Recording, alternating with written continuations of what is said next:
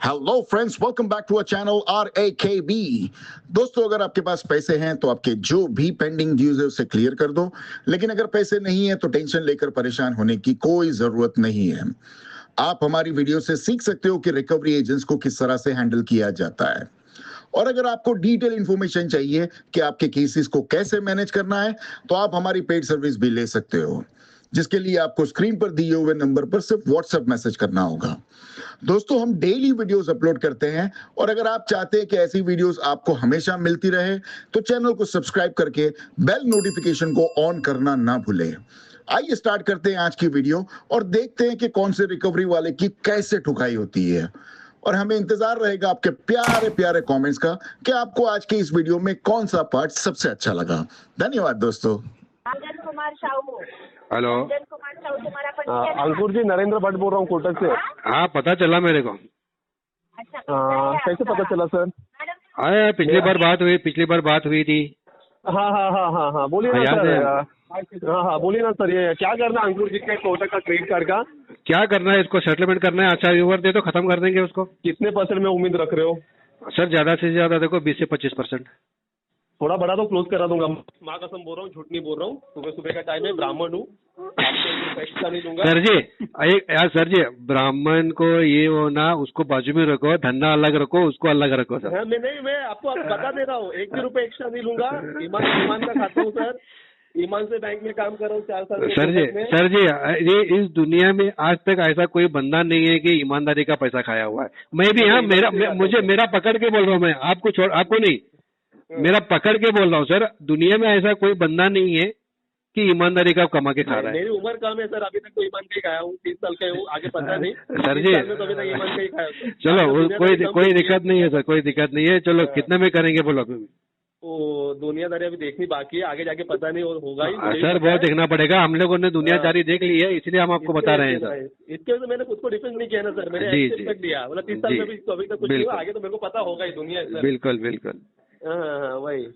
बोलिए sir, total outstanding कितना है और प्रिंसिपल कितना है बताइए, बात करेंगे। अगर डील होती है तो करवा देंगे सर। देखो, मैं बता रहा अंकुर जी का जो अपने जो कोटक का बता रहा, अदर बैंक का सर आप कंपेयर मत करो सर। वो छोड़ दीजिए सर, मैं कोटक की बात कर रहा हूँ। अदर बैंक बात ही नहीं करता, क्योंकि कोटक ही है साला। वो अपना रेशियो कम नहीं करता, फिर भी कस्टमर के पास राइट्स है कि वो नेगोशिएट कर सकता है और आपके हाथ में है। मैं बोल रहा हूँ आप नेगोशिएशन करो। मैं चाह नहीं रहा हूँ कि मैंने एक अमाउंट दे दिया तो आप उससे फ्रीज हो जाओ। और आपको मैं एक बात बता दूं, आप पेमेंट करने को रेडी और मैं पेमेंट ना लूं, मेरे से तो बेवकूफ को होगा नहीं, बराबर। मैं अपने केस के लिए ऐसे तो जाने दूंगा नहीं, आपको पता है। बिल्कुल। मैं अपने सीनियर से लड़ूंगा 1-2% के लिए, 2-3% के लिए मुझे एक्सेप्शन अप्रूवल दो। बिल्कुल, क्योंकि कलेक्शन में काम करे सर, गवर्नमेंट जॉब तो है ही नहीं। बिल्कुल। पेमेंट कलेक्ट नहीं करेंगे तो नहीं सर, अभी गवर्नमेंट जॉब में क्या रखा है सर, उधर भी कुछ नहीं है। पेंशन वेंशन बंद कर दिए साला। अपना हमारा ये पैसा सैलरी में से कट करके उसको डिपॉजिट करते, फिर हमारे पैसा हमको इंटरेस्ट लगा के देते। 7वां वेतन 8वां वेतन सुनने में आता है न्यूज़ में। वो सेंट्रल गवर्नमेंट के लिए, स्टेट गवर्नमेंट में सब खत्म हो गया। हाँ, इवन अभी सेंट्रल गवर्नमेंट में अगर आप आर्मी गिर में जाएंगे तो भी वो साला वो ये बोलते हैं ना, प्राण PRAN प्राण, उसमें आप ही का पैसा डिपॉजिट करते हैं और उसको ही 8% का इंटरेस्ट लगा के आपको 7 साल के बाद में पेंशन देते। ओके। हाँ, कुछ नहीं रहा उसमें। उतना तो कभी उस चीज में पढ़ाई की नहीं। जितना न्यूज में सुनने में आता है 7वां वेतन आ गया। नहीं, ये जो है ना, ये पुराने वालों के लिए है, पुराने वालों के लिए। ओके। हाँ, 2005 के पहले जो एम्प्लॉय है ना उनके लिए है, 2005 के बाद वालों के लिए नहीं है। 2005 से पेंशन बंद हो गया। उसमें बेनिफिट क्या होता है सर? बेनिफिट क्या होता है किसमें? 7वां वेतन 8वां वेतन में जो होता है, इंक्रीज होता है कुछ? इंक्रीमेंट, हाँ, इंक्रीमेंट मिलता है उनको, इंक्रीमेंट एज पर उनका डिजिग्नेशन। ओके, जैसे हमारे यहाँ अप्रेजल होता है हर मार्च के बाद, वैसे? हाँ, बिल्कुल। उनको मार्च के बाद अप्रेजल होता है, 5% 7% जो इंक्रीमेंट होता है। बिल्कुल। वैसे होता है क्या ये? हाँ, छोटे पोस्ट से लेके बड़े पोस्ट तक का उनका जो रैंक था, जो भी आता है उनका, उसके हिसाब से उनको इंक्रीमेंट मिलता है। ओके। नहीं, वो सुनने में आता है सिर्फ, हमें तो बोला इतना नॉलेज कभी लिया नहीं डीपली, बोला अपना कोई लेना देना ही नहीं, तो उसके क्या मतलब है टॉपिक? हाँ, नहीं, आप भी कर सकते हैं, ये प्राइवेट काम में भी आप भी कर सकते हैं। प्राण में अकाउंट ओपन कर सकते हैं और मंथली आप भी अपना पैसा डिपॉजिट कर सकते हैं आपके बजट के हिसाब से। अप टू 60 ईयर्स के बाद में आपका पैसा आपको पेंशन के हिसाब से आपको मिलता रहेगा। आप भी कर सकते हैं इसमें। हाँ, आप भी कर सकते हैं। क्या योजना का नाम क्या ये प्राण बोल के सर्च करो, प्राण PRAN। प्राण। प्राण। ओके, मैं देखता हूँ उसमें जो अपना कोटक का सिनेरियो है ना सर जी। कोटक में देखो स्ट्रिक्टली मैं आपको बता देता हूँ, आपका केस हो गया है, इसके नीचे कोई टीम नहीं है सर। इससे पहले जो था ना, देखो आपने लास्ट महीना भी मेरे पास है, ये महीना भी मेरे पास है, अगले 2-3 महीने मेरे पास ही रहेंगे। अगर पॉजिटिव केस रहेगा, नेगेटिव हो जाएगा तो मैं भी केस छोड़ दूंगा, और मैं केस छोड़ूंगा तो मेरे कलीग के पास ही जाएगा। अभी लास्ट इसके है कोटक के नीचे, इसके नीचे कोई टीम नहीं है सर।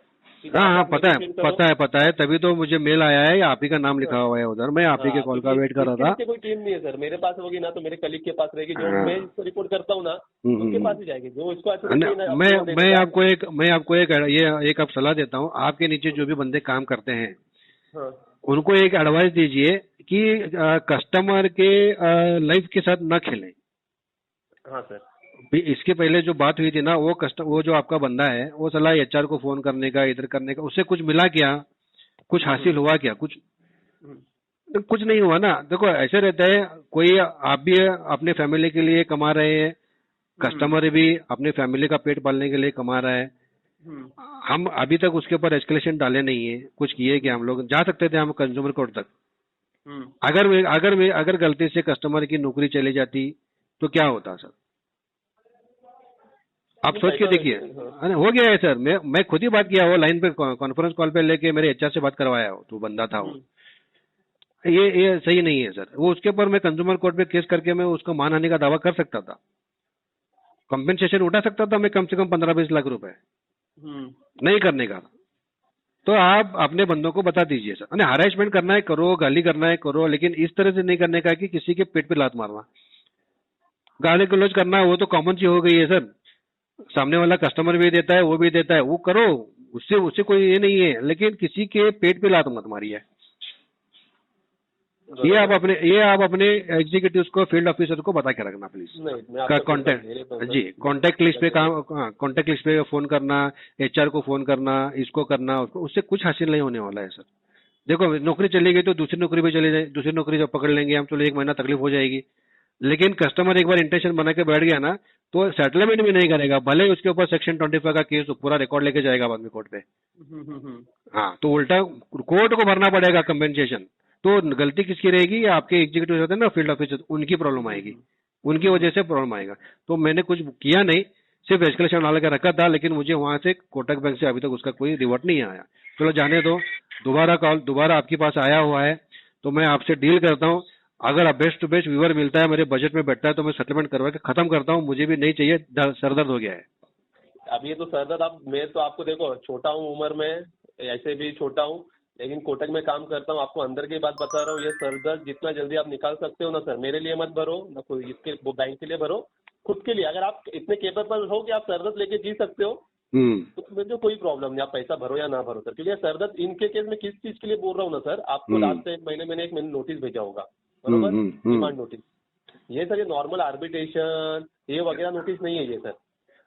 ये कोलकाता हाई कोर्ट से आया हुआ है ये ना, यहाँ पे फिर देने पर वो देखा मैंने वो नोटिस देखा मैं। देखो पैसा तो भरना ही है, आज नहीं तो कल नहीं। देखो नरेंद्र, मेरा भी टाइम वेस्ट होगा, आपका भी टाइम वेस्ट होगा। देखो न बट ये मैं वो नोटिस देखा मैं, वो कोलकाता कोर्ट से आया हुआ, वो देखा मैं। वो तो वकील भेजा हुआ है आपका, कोलकाता कोर्ट में बैठा रहता है। अभी आएगा ना सर, अभी कैसा होता है, पीसीएन आएगा।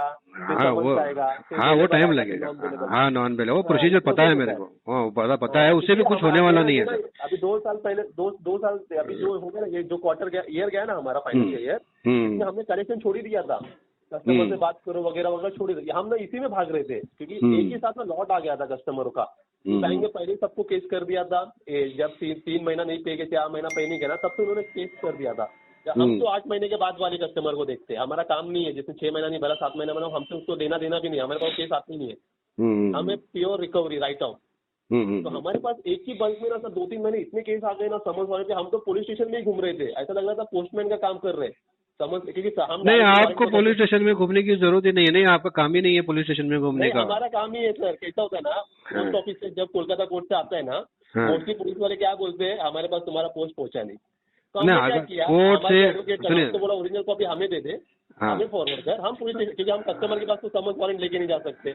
नहीं, मैं बताता हूँ आपको पुलिस का काम क्या होता है। कोर्ट से समन आने के बाद में स्टेशन को आता है, ठीक है, समन लेके पुलिस वाला आता है, पुलिस वाला था, हाँ, वही, आपको पुलिस वाले के पास नोटिस, आप जा रहे थे ना, हाँ, तो नोटिस पुलिस वाला लेके, बता रहे तुम्हारे नोटिस लेके नहीं आता कभी भी पुलिस। हाँ, वो ना एडवोकेट का नोटिस कभी भी लेके नहीं आता। एडवोकेट ना मेल करेगा या तो पोस्ट करेगा, और नोटिस, हाँ, और नोटिस तुम्हारे फील्ड ऑफिसर भी नहीं लेके आ सकता, कोई भी नहीं लेके आ सकता सर, हाँ, नहीं हमें लेके आ allow कीजिए, सकता, हाँ, नहीं है समन्स सर, और वारंट हमारा नहीं कर ही नहीं नहीं सकते, वो सर, पुलिस जी, का काम है। हाँ, वो पुलिस का हमें काम इन्फॉर्म है। नहीं करती, पुलिस हमें बोलती है आप जाओ हमारे डिपार्टमेंट में सबमिट करो, एक्नॉलेजमेंट दो रिसीव का, तुम चले जाओ, हमारे पास जब हमारा फ्री टाइम होगा हाँ, वो हम कर customer को लेते हैं, हाँ, वो बुलाएंगे। कर लेते हैं। हाँ, फिर वो उनको और पुलिस के ऊपर भी रहता है, अगर BW का उन्होंने रिप्लाई नहीं किया कोलकाता हाई कोर्ट को, तो उनकी बैंड भी बचती है, क्योंकि हाँ, ये- पता है मेरे को, हाँ, इनको रिपोर्ट देना पड़ता है हाँ, पुलिस रिपोर्ट स्टेशन देना को।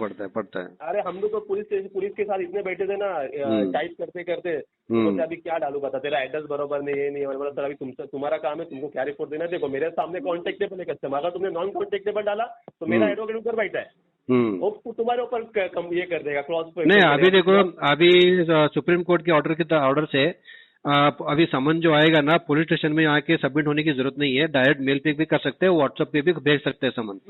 अभी DW और NBW हम नहीं करते। हाँ, हाँ, नहीं, अभी जो भी है, नहीं, BW वारंट, अरेस्ट वारंट का भी जो है, ये भी आप मेल कर सकते हैं, व्हाट्सएप पे भी डाल सकते हैं, सुप्रीम कोर्ट का ऑर्डर दिया है अभी इसी महीने का। नोटिफिकेशन हमारे लिए नहीं, आ गया सर, आ गया, नोटिफिकेशन है हमें, नहीं, आ गया, वारंट का भी आ गया। एजुकेट कर सकते हो तुम्हारे तरफ से, हाँ। समझ के आगे का स्टेप, प्लीज तुम कस्टमर को नोटिफिकेशन दे रहे हो तो कुछ दो मत, आप पुलिस के हिसाब से उनको काम करने दो, और तुम्हें फॉलोअप लेना है तो एक बार पुलिस से फॉलोअप ले सकते हो तुम। हाँ, नहीं, अभी सुप्रीम कोर्ट का ऑर्डर आ गया है, वारंट भी अगर भेजना है तो मेल कर सकते हैं, व्हाट्सएप कर सकते हैं, नो इशू। हाँ, अभी जो आपका केस है ना सर, ये 4-5 महीने के अंदर ये सब में प्रोसेस में जाएगा, उस प्रोसेस का लॉस क्या होता है पता है, एज अ कस्टमर तो चलो वो आप देख लोगे, आप लीगल स्ट्रांग हो, आप उसका रिप्लाई कर दोगे, लेकिन जो पैसे के टर्म में फिर वो प्रॉब्लम हो जाता है सर। लीगली आप स्ट्रांग हो, आप रिप्लाई कर दोगे, आप हर एक नोटिस का रिप्लाई करोगे, हर एक समन का रिप्लाई करोगे, वो तो हमें पता है, आप नॉलेजेबल हो, आप उसका रिप्लाई कर दोगे। बट इन टर्म ऑफ जो नेगोशिएशन कर रहे हो ना सर, अभी जो आप स्टेज में हो नेगोशिएशन, हाँ, वो लोग क्या करते हैं, उनके बैंक वाले के सर पे सिंग आ जाते हैं, अभी केस डाल दिए, झक मार के कस्टमर आएगा, हाँ, बैंक के साथ नेगोशिएशन कर रहा हूँ, हाँ, वो सिंग आ जाते हैं उनके ऊपर, फिर एक बार नहीं, उधर भी 2 साल से पैसा नहीं भरा है, हाँ, उधर भी फाइट कर सकते 4 हैं, महीने का, उधर भी फाइट कर सकते हैं, नेगोशिएशन कर सकते हैं। देखो, ज्यादा से ज्यादा कितना करेगा, कोटक का रेशियो है 40% है, हम 30 से लेके 35 के रेंज में बात करते हैं, है कि नहीं? 30 से लेके 40 किसने बोल दिया आपको, 42 है। नहीं, 30 भी आ जाता है सर, 35 भी आ जाता है, ज्यादा से ज्यादा। आप क्यों है ना, क्या है ना, वो कलेक्शन मैनेजर जो भी टीम है उनके हाथ में रहता है, वो कर सकते हैं सर, 30% से लेके 35% से भी कर सकते हैं। उसका भी इम्पोर्टेंट है मेरे लिए, तो 1% मेरे को क्या है, पैसा आप कलेक्शन लीगल वाले लेके आए या पैसा कोई भी लाओ, मेरे नाम पे केस टैग हो गया, आपको पता है, पैसा फिर 10,000 रुपया है, 20,000 रुपया है, 30,000, मेरे लिए तो फायदा ही है, और कहीं से भी आए, मुझे कुछ लेना देना नहीं है। देखो, मैं एक बात बोलूं, एक बात बोलता हूँ नरेंद्र भाई, देखो, क्रेडिट कार्ड में जो पैसा और पर्सनल लोन का जो पैसा जो आता है, स्टार्टिंग में जो कस्टमर जितना भी पे करे, 4 EMI पे करो या 1 साल तक पे करो, उसके बाद में सेटलमेंट का जो भी अमाउंट आता है ना, वो भी आने के बाद में बैंक को कुछ भी लॉस नहीं है सर, उनको बैंक हमेशा प्रॉफिट में ही रहती है, समझे कि नहीं? ये बैंकिंग सेक्टर का अगर आपको मैं नॉलेज देने के लिए बैठूंगा ना, तो ये वक्त कम लगेगा, मुझे बहुत टाइम लगेगा आपको समझाने के लिए कि ये पैसा एक्चुअली बनता कैसे। सर ये तो अभी क्या ब्रेड और बटर है बैंक का, अभी क्या बोल सकते हैं इसमें, अगर मैं कुछ बोलने जाऊंगा तो खुद को ये करूंगा, इसके वजह से मैं उस टॉपिक में छेड़ना नहीं चाहता आपको। नहीं, ये मैं 2 ही शब्द में समझाता हूँ मैं। क्रेडिट कार्ड का पैसा ये भी जो बनता है ना, ये हवा में बनता है, हाँ, ये बैंक का पैसा नहीं है और ना ही ये कस्टमर का पैसा है। तभी ये बैंक और NBFC क्या करती है ना, जितना पैसा आता है उसमें लेके सेटलमेंट करके खत्म करती है, इसमें उनको ना 100% लॉस है और ना ही 100% प्रॉफिट है। जो पैसा आता है बैंक हमको डिजिट में ट्रांसफर करती है, और हमारे से जो कस्टमर से जो लेती है वो लीगल में लेती है, लीगल टेंडर में लेती है, समझे कि नहीं? हाँ, आप मेरे को पैसा दे रहे हैं डिजिट में, आप मुझे नोट में नहीं दे रहे, रुपए में नहीं दे रहे मुझे, आप मुझे डिजिट में दे रहे हैं, लेकिन आप मुझसे क्या ले रहे हैं, डिजिट में नहीं ले रहे, आप मुझसे मेरा कमाया हुआ पैसा, मेरा खून पसीना का कमाया हुआ पैसा आप मेरे पास से ले रहे हैं, समझे नहीं आप? हाँ, तो RBI की तरफ से जो नोट छापा हुआ है, ये 34,000 करोड़ रुपीस, ये डिस्ट्रीब्यूट हुआ है मार्केट में, लेकिन लोन बांटा हुआ है 127,000 करोड़ रुपीस। तो ऊपर का पैसा कहाँ से आया, है कि नहीं? इसके बारे में आप खुद ही डिस्कस कर लीजिए, अगर टाइम मिलता है तो गूगल सर्च कर लीजिए, आपको खुद को पता चल जाएगा। अभी हम सेटलमेंट के बारे में बात करेंगे sir.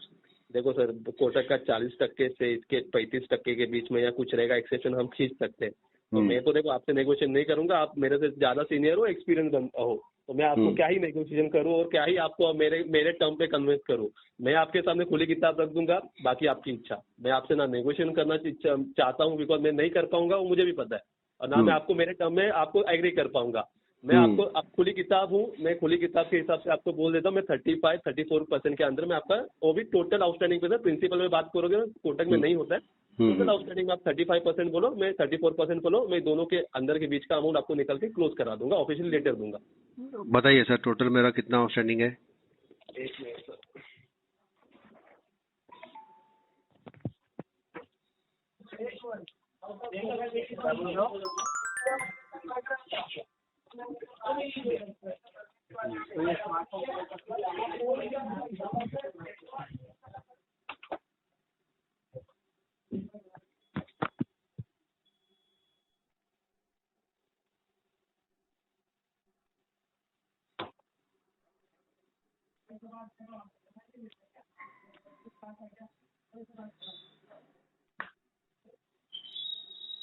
Sir 10,76,216 rupees total outstanding.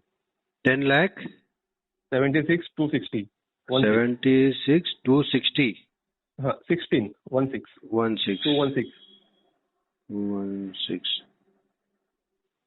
अच्छा, ये टोटल आउटस्टैंडिंग है? ये टोटल आउटस्टैंडिंग आपका। अच्छा,